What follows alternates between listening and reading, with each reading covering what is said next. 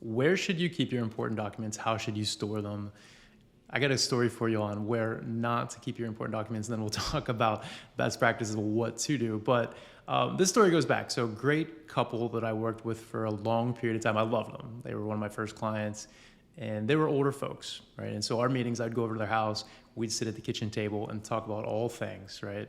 A lot of it was personal, and then we'd get into some finances, and I managed a big collection of mutual funds for them back in the day. And they did very, very well, right? And so, of course, these meetings, we'd get into the investments. We talk about everything they had going on financially, and including some individual stock positions that they would tell me about. Now, they never got into the details of what was actually going on. There was all very vague. And I'm thinking, it's just probably a smaller amount of just individual stock positions they acquired along the way. So I didn't even know where they were held, and they didn't really want to give up that information. So time goes by, they do well with their investments, their income, et cetera. And time passes quickly, as it always seems to do, right? But unfortunately, we lose the husband, okay? And the wife, she does okay through it all, but it was tough, right? It was tough. So I go over, we have a meeting, and I'm sitting across the table from her, and we're chatting, catching up, and she was a firecracker, so I loved meeting with her. But she's like, follow me. And so she takes me down the hallway, and it's a big house, but there's a main bathroom on the first floor. And she goes into the main bathroom, and I'm following her.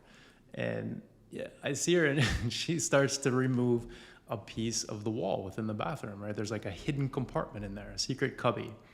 And it blended in, there was like wallpaper on top of it. And within there's a safe. And there's, some other documents, boxes full of documents, et cetera, all these old files and stuff. Now, of course, the safe was unlocked, and so she starts digging around in there and pulling out all these statements. And so we spend the next hour working through statements, working through stock certificates.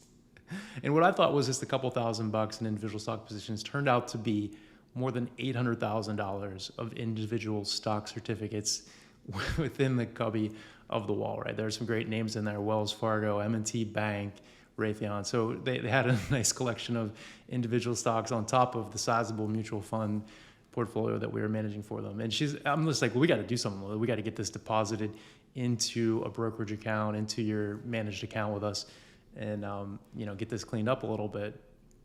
But there wasn't really any risk if something would have happened, if they were lost or stolen, destroyed. There was some recourse, right? So they could go back and still have them replaced with the transfer agent. Whoever the issuer is has a record of those shares being registered. So it wasn't a huge risk, but it's definitely not the right place to keep $800,000 of physical stock certificates. You at least want to lock the safe. But she was lovely, and so we got it cleaned up. But it brings me to, we've been having a lot of conversations around this, how to store documents, where to store them, and it's important. And I was talking to an attorney that works with some of our clients that we trust, and I said, what's the best practice here? Because in Virginia, you can't really file documents, original documents. So she said, really, the best thing to do is to store the originals in a document box that's secure, waterproof, fireproof, has a lock on it, somewhere that's reasonably accessible. Okay, that's kind of your best bet for those important original documents that you need to keep on hand. And you want to distribute copies of that kind of stuff to family members, other trusted contacts, people that are going to play a role when the time comes, so that the information is out there.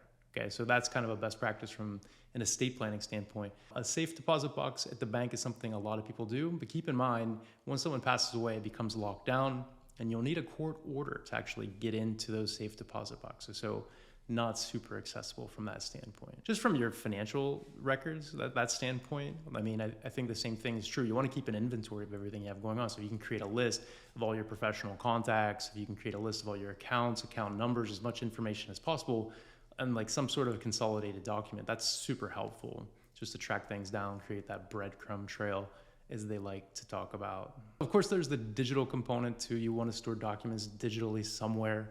We have a client portal that we set people up in as a secure vault, so you can put these sort of copies of these sort of documents there, as well as account statements, anything you want to retain in digital format. It's super convenient. How long should you keep documents? There's some rules of thumb out there, like 7 years for tax returns, 7 years for account statements is all you're really required to keep things, but I keep them forever. Why not? It doesn't take up that much room. I know it's kind of a headache in some cases, but you want to keep your account statements so you have a history of everything that's going on. You want to keep your tax returns. Why get rid of them? I mean, I know it just feels good to have it out of sight, out of mind, but just get it organized and keep them forever.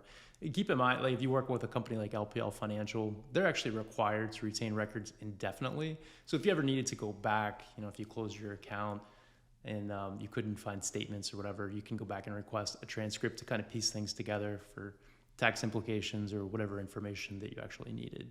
This stuff's important to stay organized, important to keep documents in secure places, make copies, make sure people know about what's going on, share it with your family members and trusted people that you want to keep close to you. So hope this is helpful. If you have questions, remember, always here to help.